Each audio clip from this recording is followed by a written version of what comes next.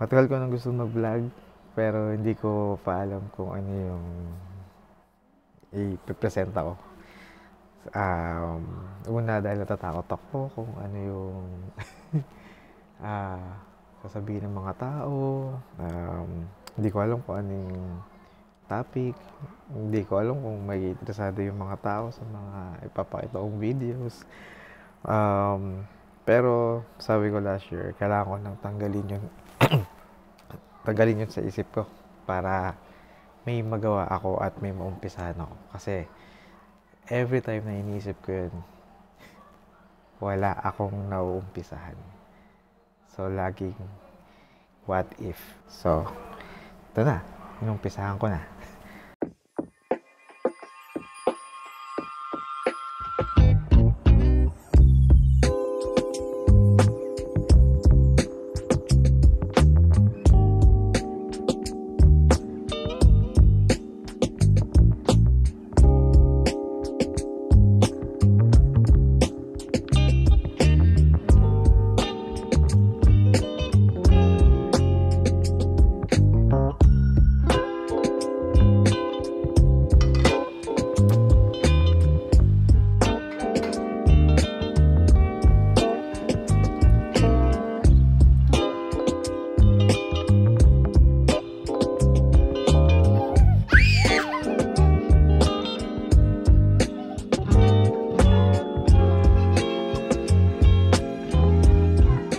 Actually, ang main purpose nito gusto ko lang ma-document din ang buhay namin. Ngayong nasa 40s na ako, parang biglang nag-hit yung buhay. Parang bigla akong naramdaman na wait lang, bumibilis na yung takbo ng buhay. Parang dati kasi, nung bata pa ako, parang ang bagal pa, parang daming time, daming magagawa, kasi sarili lang yung iniintindi ngayon, pamilyado na kami. Dalawa na yung anak namin. So, lumalaki rin sila, tumatanda rin sila. So, di ba nga mayroong parang diary dati na susulat mo kung ano yung naging buhay ng tatay mo or nanay mo. Parang i-fill up ng mga magulang ng mga tatay or nanay para paglaki ng mga anak nila, babasahin nila. At least ito, papanurin na lang nila. Nakikita nila yung tatay nila nagsasalita sa camera habang naghuhugas ng pinggan.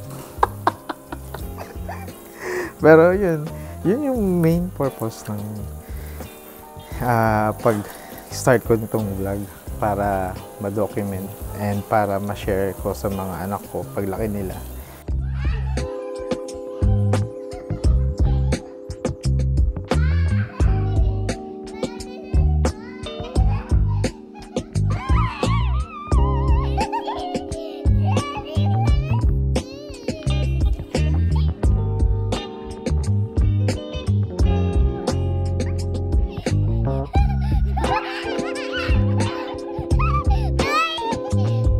To introduce myself, so bigyan ko ng konting background lang kung sino ako at kung ano yung ginagawa ko. Hindi naman ako sikat na tao. Hindi rin po ako dating artista, sorry. Pero eto, bigyan ko kayo ng maikling background lang or info tungkol sa akin. Pangalan, profesyon? Ako po si Raymond Amonoy, videographer.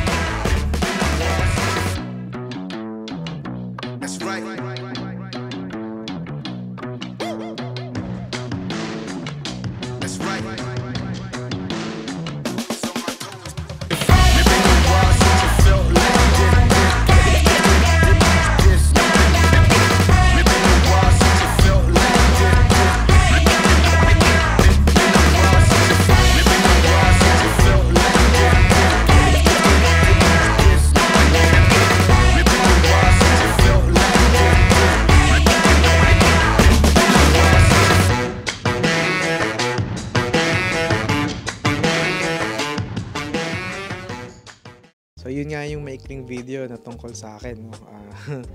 So sana na-enjoy nyo yun. Actually, itong episode to talaga gusto ko lang magpakilala, introduce yung sarili ko sa inyo. Dati nasa Pilipinas ako, nagtatrabaho na ako sa production. Matagal ako sa isang documentary show, yung storyline. Halos karamihan ng alam ko pagdating sa pagsushoot sa production dahil dun sa experience ko sa Pilipinas. Yun yung nagamit ko para maipakita ko sa in-applyan ko dito na production. Pasalamat din at napasok ako dito sa production dito. So yun lang, maraming salamat sa pag-stay at kung nandito ka pa, sobrang thank you dahil nag-stay kang manood. Gusto ko lang magpakilala sa inyo. So medyo nahiya pa rin ako kasi yung experience ko, matagal ako sa likod ng camera eh. Ibang feeling pala itong nasa harapan ng camera, no? Kung may gusto kayong makita pa dito na content, sabihin nyo lang sa comment section and then sabay-sabay tayo mag-explore, no? Actually, mahilig ako sa film photography. So, try ko ding gumawa ng episode na mag-share ako sa inyo ng konting kaalaman pagdating sa process ng film, pag shoot ng film. Ito tatry ko din na makapag darkroom printing tayo. So sana masamahan nyo ako dun na sabay-sabay tayo matuto pagdating dun sa darkroom na yun. Excited ako dun sa part na yun. So pero mag-share ako ng maraming bagay tungkol sa videographer, sa pagiging videographer dito sa Amerika. So try kong mag-share ko anong gear ang gamit ko, kung anong ilaw. So yun, kita-kits tayo ulit. Kita-kits tayo sa susunod na episode. Sana subaybayan nyo at tatry kong makapag-produce ng maraming content pa na ma-share sa inyo. Maraming salamat ulit at kita-kits ulit next time. Salamat.